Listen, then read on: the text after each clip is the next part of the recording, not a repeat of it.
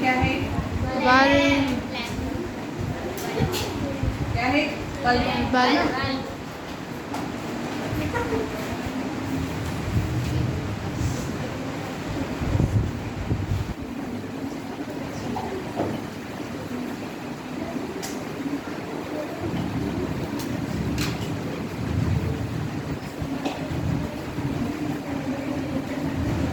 क्या है?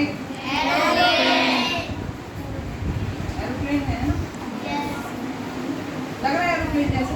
Yes ma'am. तो देखो यहाँ पर फर्क समझाएंगे प्रीपोजिशन का। ये हम कहेंगे the ball is on the table. क्या कहेंगे? On the table.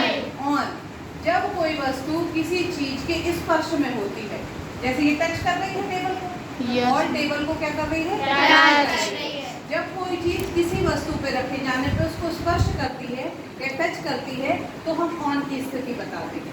यस लेकिन जब वस्तु किसी चीज के ऊपर तो है लेकिन टच नहीं कर रही तो क्या हो जाएगा? अबव, है ना?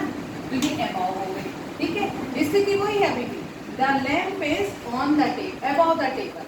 The ball is on the table and the lamp is above the table.